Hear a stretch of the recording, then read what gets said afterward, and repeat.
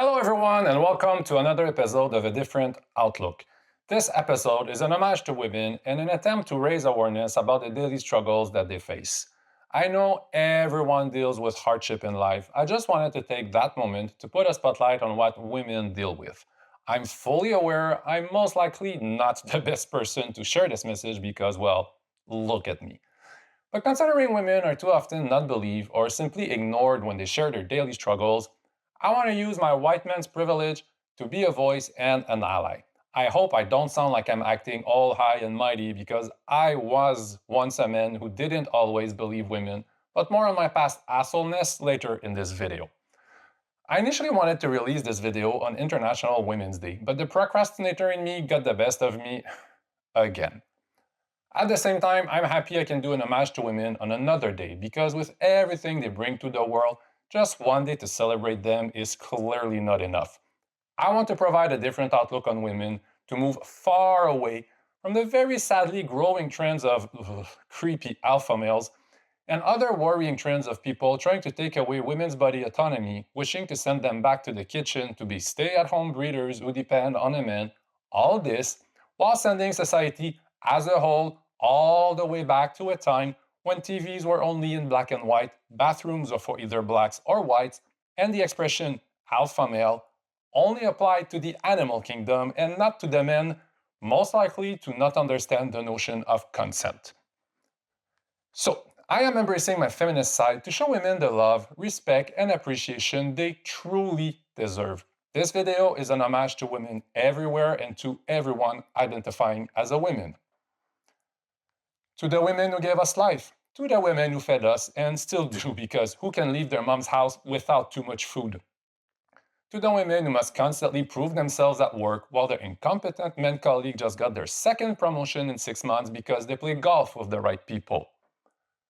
To the women who must deal with the disgusting and growing movement of creepy alpha males, and yes, even to the women who caused us enough trauma to allow our therapists to send their kids to private school. I see you all. This video is a love letter to all of you. Homage to women, first outlook, women and leadership roles. To people who say women are too emotional to be in positions of power, have you seen our current leaders? Women are still paid less, they get talked down to, mansplained, their opinions get ignored, they're grabbed against their consent, judged when they dress sexy, judged when they don't dress sexy, they are several minutes later. They get harassed, victim blame, body count shame, and yet they keep it together much better than the most powerful men on earth when they're called weird or when a certain list is mentioned, because that's all it takes to get these strong men very angry, agitated, and all fired up for a pissing contest. These weird fragile leaders are the ones with the nuclear codes. I don't know about you, that makes me nervous. The only silver lining here is I really doubt any of them can find a button or knows how to use it. So don't ever tell me women can't manage their emotions, because if they really couldn't, they would all be serial killers. But for whatever reasons, women can be in charge. Not as if they've never been in charge of anything important like raising families since the dawn of time, right? They must deal with their kids quarreling and arguing over nonsense at home while managing a full-time job and 1,000 other tasks such as cleaning their men's mess. It definitely got them ready for leadership position because employees are basically grown kids who quarrel and argue over nonsense while creating ever-growing messes, especially in politics. Women, they know how to handle that. Okay, yeah, every rule has its exceptions. If you think women in leadership will make the world worse, here's a quick reminder. Men are in power pretty much everywhere since, well, forever. If you look at how things are, it sure as hell ain't getting better and haven't in a while, especially for women and minorities. Maybe it's just me, but I really think we're way overdue to let women lead us all instead of requiring them to fight the glass ceiling and work extra hard for leadership opportunities because they don't have a dick, while apparently most leadership positions require you to have one or to be one. Homage to women, second outlook, women and relationships. I can only talk for women in heterosexual relationship because it's all I ever experienced. The only things I know about lesbian relationships I learned on the internet, and I have a feeling it does not reflect reality, even if it's called virtual reality. To men saying women are complicated, they're not. Women are just multipliers. That does not mean that they should only be used for reproductive purposes. A woman has value as a person, no matter her stance on having kids. It really takes a special kind of weirdo to think otherwise. Women are very simple. They'll give you back what you give them and multiply it. If you treat her right, she will multiply it and send it back to you. If you treat her badly, she will multiply it and send it back to you. There's a saying in French that goes, Quand une femme se venge d'un homme, même le diable s'assoit et prend des notes, which translates to, when a woman gets revenge on a man, even the devil himself sits down and takes notes. Yes, I know, there is a saying in English that means the same thing, but my French Canadian accent was tired to try to pronounce properly hell hath no fury like a woman's corn or whatever. I have enough bloopers. I know there are some men and women who are giant walking red flags, will just give you misery no matter how nice you treat them. But I'm not here to talk about my dating life. Contraception is another aspect of relationships where women seem to have picked the short straw. Whereas there's so much pressure on them to manage it, most of women's contraception methods are hormonal and influence, well, their hormones, the same hormones they're accused of being incapable of managing. Many women must take charge of contraception because some men say they don't want to wear a condom because it's too tight. Yeah, sure, too tight. Yes, that's my foot. I wear size 13 shoes. No, I do not have an OnlyFans account.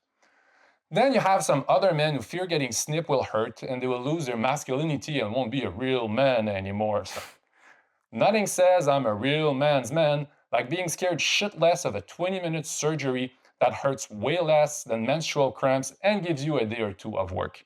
Seriously, guys, just get snipped as soon as you can. Like the old saying goes, makes more sense to shoot blanks than to shoot at a bulletproof vest. And hey, I know it looks scary. If you're scared, let me tell you something. I got a vasectomy. And if you ask anyone who knows me who is the biggest chicken they know when it comes to anything remotely medically related, everyone will tell you I am. I get woozy seeing blood or a needle. I am the biggest chicken by far, not to be confused with who has the biggest chicken. So if I can do it, anyone can.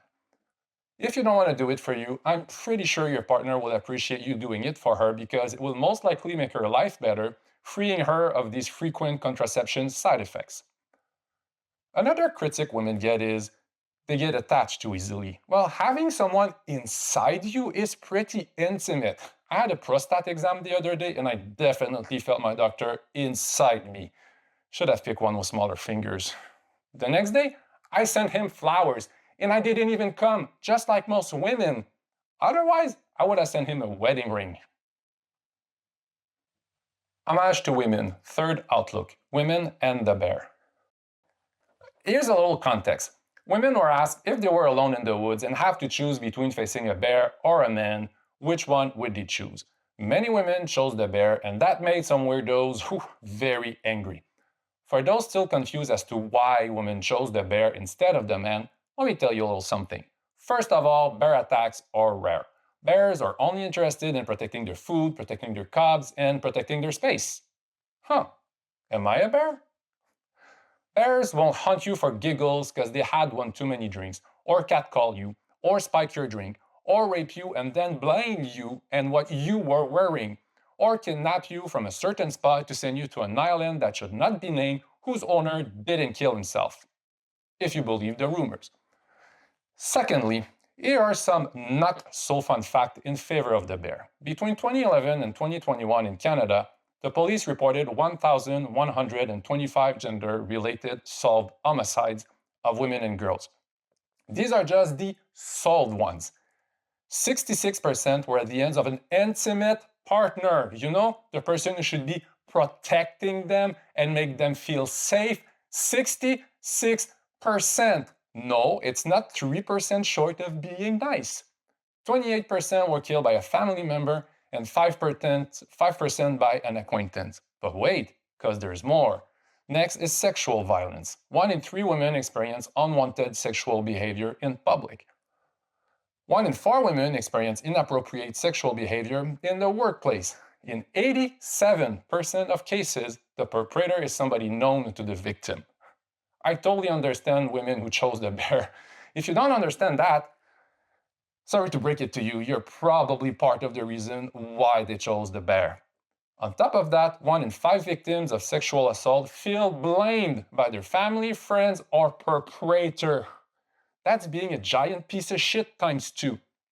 Quick reminder, these are only the reported cases, the tip of a very awful iceberg, and that's in Canada, the nice country. I can't even imagine the numbers in other countries. To keep what's left of my sanity, I just didn't look. So yeah, I get it. The bear is the safest choice, and that in itself is a ducking big problem. And yet, we still say women are too emotional. Wouldn't you be if you had to deal with that kind of stuff? Don't get me wrong, I know men also get raped and killed by their intimate partners or people that they know. It is also a tragedy that must be taken seriously. But this video is about women's reality. Ugh. Don't even get me started on mansplaining. What's mansplaining, you ask? A good question. It's, you almost had me there. Let me not answer that. I'll let you ask a women you know instead. I didn't even talk about women of color either, because what can go wrong when we mix misogyny with racism, right? If only. My fellow Canadians could rest their elbows. A woman of color probably deals with more BS in one day than a privileged, golden spoon-fed, fragile-ass man will ever experience. And yet, these are the ones who whine all the time. I'm not saying all men whine all the time. It's mostly the fragile, privileged, golden spoon-fed ones. You know who I'm talking about. The ones we see everywhere on TV, who tweet 24/7, who can't shut up about being silenced.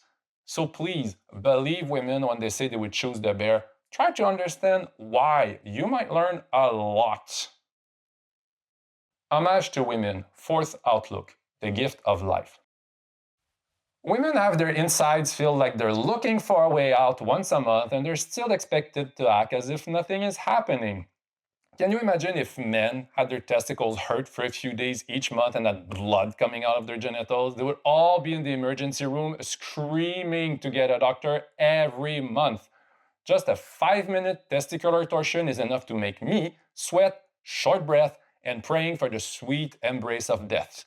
If you never had a testicular torsion, I envy you. Really envy you.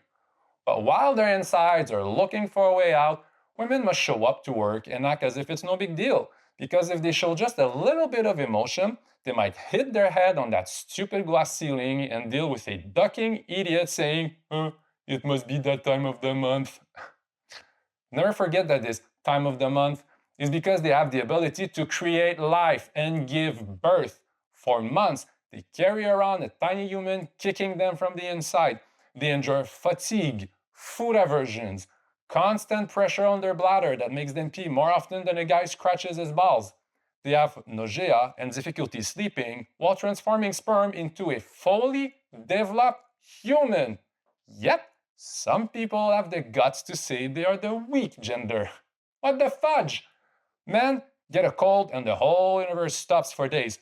I say this as a man who has classic man's cold. Yeah, but women are built to carry a child.